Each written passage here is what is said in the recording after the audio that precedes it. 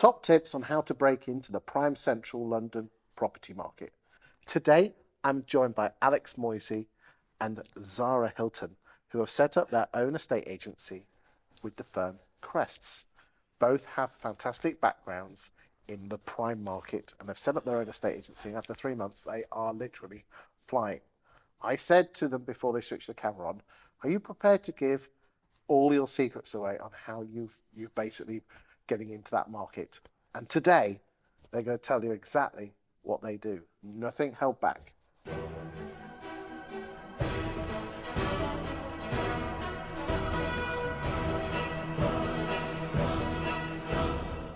Brave. Thanks for joining me today, guys, by the way. Thank you. Cheers, Thanks for having us. Right, so you've set up your own estate agency in Prime London. I know you do cover other areas of the UK, but Prime is your focus. If you were starting your own, what top tips would you give to someone starting in Prime? I don't think it's a secret. I think I can tell you exactly what I do and how I do it, and I do mentorships for it as well, mark it out. But I think, look, it's quite straightforward. Number one, you need social proof. Okay, sounds very easy, but it isn't, because initially you need to get some work done in order to have that social proof. So go door knocking, go and have a conversation with a human being. Apply a human interaction to generate business. Okay. But then is matey boy in Knightsbridge with his £10 million apartment really going to be in the property? No. So in Prime Central, the only thing I will say, it's so difficult to actually get in touch with the owners. Like, a lot of those properties are just vacant, like 80% of the time, which you can probably agree on. I think a lot of that is like who you know, and being able to almost build up a reputation. I think we're kind of getting ahead of ourselves, okay? Because no one starts up here. You need to start slow, so you need to start down, okay? Build yourself a platform. So you're not going to go straight in at the 10th? No, you can't. No, definitely not. You can't just... So go on then. I'm Chris Watkin, big lad from Grantham. I've set myself up. I am going to be #1 prime agent in 2 years' time. What am I going to do? Perfect. Start low, okay? What do you call low? Low. Start anything you can Anything you can get into. Get your foot in the door. Yeah. Build a name, okay? 300 grand property, 1,000, whatever it is, 1 million, 500,000. In the geographical area of Prime, because I mean there are properties. Go around London, go on the outskirts, North London, South London, East London. Go a bit out. So hold on a second. If I want to end up in Prime, I don't necessarily start in Prime. No.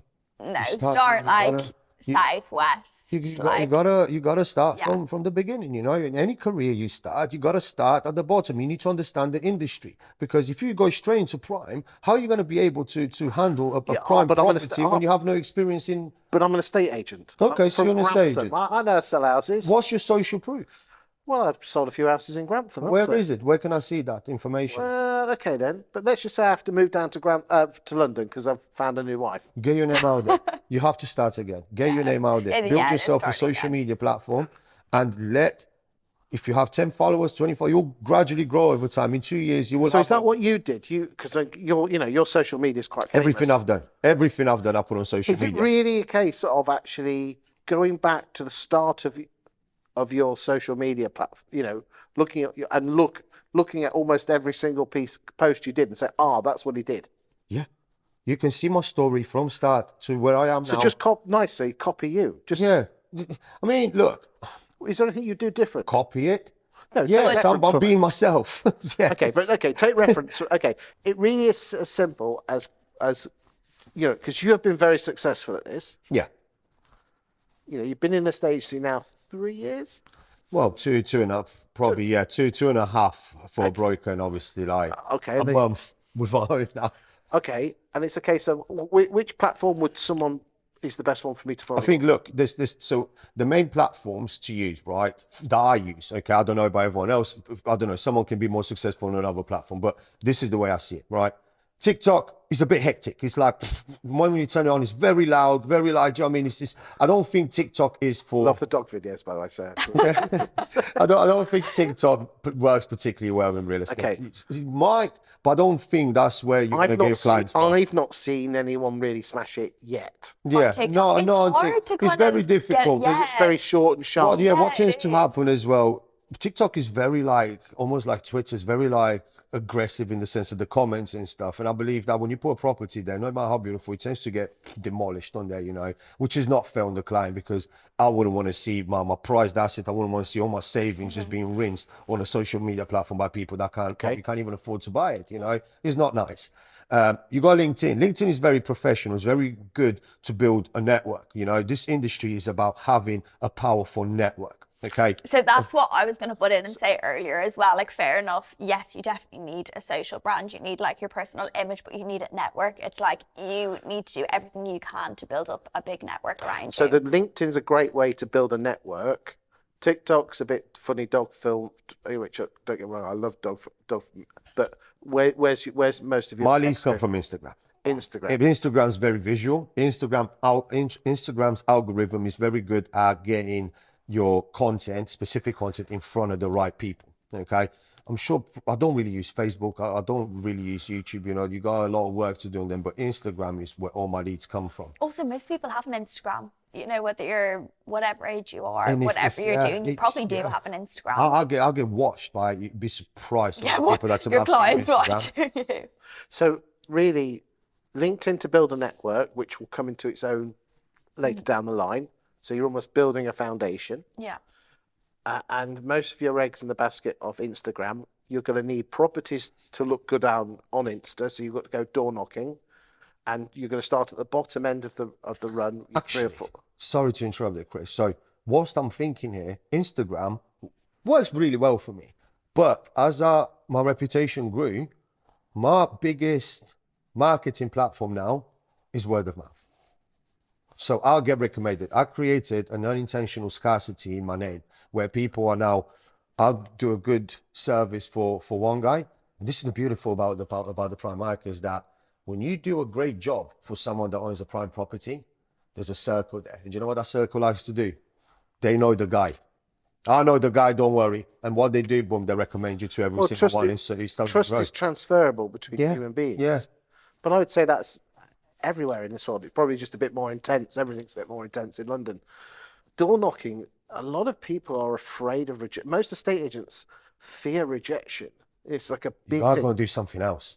Go and do another job. Go, I don't know, go and do customer service, or I don't know, go and do something. Because it's not just the door knocking where you can be rejected. It's like the whole process. You can be rejected of this in a job. property appraisal. Yeah. You know, you can lose to another agent. That hurts more than anything. You know, it's like you've just lost a girlfriend to another guy. That's what it feels like. You know, that's your ego.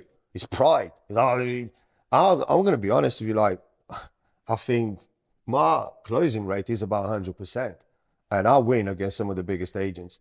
Now, what we've done, I'm only going to work as a sole agent. You know, if someone wants to try another agent before me, try them. I'll come after if you need to. But I close on 100% of my property appraisals now, and I get picked as a sole agent. But I think it does hurt when you lose to another agent. And if you're concerned about rejection, you got to change your job. Go and do work with pets or something. I don't know. Yeah, okay, but that's the nature. The people who are attracted to estate agents tend to be outward-going people. And then the problem with those is that they do have this fear of rejection. Do you not have? You just kind of have to leave that aside. It's like if you're so focused on being rejected, you're not going to get the result. You know, you're putting your focus in the wrong area. It's like you're going to have rejection and difficult conversations the whole time in this process. If you can't handle that, this genuinely isn't Can you for learn to love rejection? Yeah.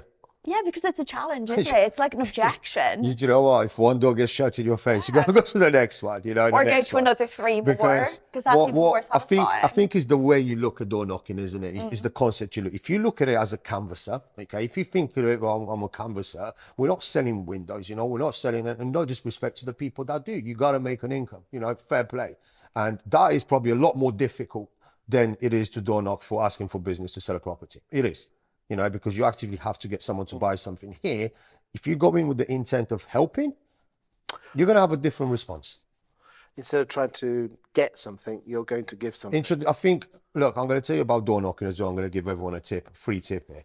When I first started door knocking, it took me about, I'm going to be honest with you, it took me about 4 months to get anywhere. I'm exaggerating, 3 months to get anywhere. Because I was going in with the impression like, oh, yeah, I'm going to work with you. I'm going to work with you. I wasn't need going an in. MA, Yeah, or like, I need something, I I need need to something from impress you. my peers and the people I'm in a group with, because everyone's booking MAs and I'm not. So I was like, I need to do something. I was like, who am I and who are they? You know, like that was my mindset.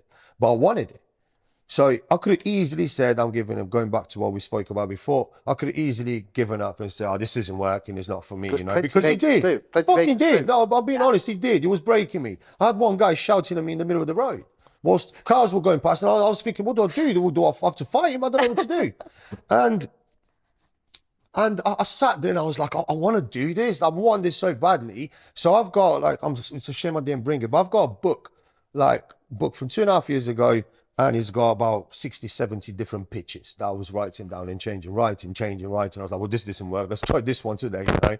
And when I threw that book away, I didn't throw it. I just kind of put it aside. I was like, I don't need this. I was like, let's focus on human interaction. Introduce myself, ask them how it's going. Don't aim to get a result out of it. Aim to introduce yourself, aim to create a human connection. What, a bit like, most estate agents are like, it's like going into the pub and going up to a single one where you don't know this, a lady on her own saying, hey up missus, get your coat on, you've pulled. That ain't going to work, is it? But if you go up to them and ask them how they are and build a relationship. Ask questions. How's it going? Genuine questions, because people can smell bullshit, can't they? 100%, especially at that like kind of top level, like people smell alcohol. Yeah, just be yourself, be yourself, be honest, be transparent, introduce yourself. Don't aim to get a result out of this conversation, but aim to create a conversation with another human being. I wouldn't recommend anyone, again, objection handling is very important. You need to understand some basic objection handling. I wouldn't recommend, if, like you said, if you go into a pub and you approach a woman and she says she has a boyfriend, that's an objection. I wouldn't recommend trying to beat that objection. Just move on to the next one, next door now. So objection handling, like I've got an agent, that's absolutely fine. I'm not here to disrupt your current relationship with your agent or anything like that. I've just worked around the corner. I've seen you on the market. Just wanted to open that conversation. You need to people are very defensive, especially when you knock on the door, Well, you've come to their home, like you're standing in front of them in their door. Of course, they're going to feel especially if there's two of you. I know a lot of agents knock in twos. There's only 3 types of people that come to your doors in twos, and that's bailiffs, Jehovah's Witnesses, and police. Okay, so that's already defensive. My advice is, as an agent, go by yourself. It feels a lot safer when it's just one person at your door. It's already, you're already in there in the space. Okay, and you knock on the door because the property's on the market, and you say, I just want to introduce myself. Look, I'm just in the area. I've just had a meeting around the corner. I've noticed you on the market. How's it been going? Open up the conversation. What do you do for a living, if you don't mind me asking? Oh, like, it's a beautiful house. What do you do for a living? These are things that you need. Also, like open-ended questions. Like, you don't want them to be able to just like shut down the conversation. Like, what do you do for a living? Start a chat with them. I've looked at your house, beautiful house. What do you do for a living? Some people come. And how do you leave it? How do you leave the conversation? Look, I really love your property. Like I said, obviously after you've gone through all your spiel, whatever you go into, do you mind if I take? Well, can I take your number down? Start writing the number down as the sport. Sometimes they'll be like, no, I don't really want to give. Honestly, it's between me and you. Okay, I'm not adding this to a system. I'm gonna call you. I'm gonna text you. If you sell in the meantime, congratulations. If not, I want to keep this conversation open. Again, break down that defense in the sense that you want them to trust you, because if that is your intention, if your intention is not trust and to build a genuine relationship with that individual and you want to scam them or something like that, then that's calm on you, But if you want to build a genuine relationship, they'll trust you. Sometimes they won't even bother you with that. Yeah, absolutely. Let's keep in touch, As soon as you leave there, when you get into your car, when you go home to whatever, back to have your dinner, whatever, stop in the car, go back to the person, because do you know what? Not everyone's going to remember you tomorrow, unfortunately. That's the reality of it. Everyone's got life to deal with. Or in 2 weeks' time, or whenever you remember. So be professional. Go back. Gary, really lovely speaking to you today. I'm actually looking at my diary. I'm back in the area on Wednesday. I've got some case studies I want to bring forward to you. Are you free? What time are you free? Like, are you free at 12 for like 15-minute chat? Not even that. Just like, what time are you free? Because you don't really want to close it. So, what time are you free?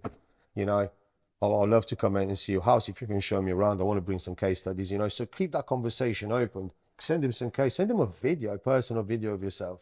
Hi, Gary. Lovely to see you. I'm speaking to you today. I'll send you this. Make a joke. I know that you won't remember my face if I didn't do this, so I'll send you a video. That will break. You'll create human interaction again, even if it's digital, but you're still making it very personal. And personalization for people means so much. customizing your experience, allowing someone to customize the experience, personalizing it to them. Sending a video to a client is probably more than any other agent's done for that client.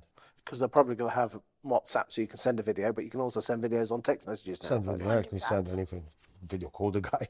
Hey, Gary, it's me again, but like, it does happen. Not everyone's going to be like, That's going to be quite assumptive. Some agents are going to say, well, you're asking me to send them a message saying that I'm in the area with some case studies, which is No, but I'm back in the area. Like, so usually the way I open it up, I'm like, look, I've just had a meeting around the corner. That road, whatever. Know the road, know your areas. Ultimately. Even if you don't know the area, do a bit of research before you get there. Just say, look, just like, I'm back in the area on Wednesday. It doesn't matter because no one's going to question you. I've never been questioned why you're back in the area. This is my job.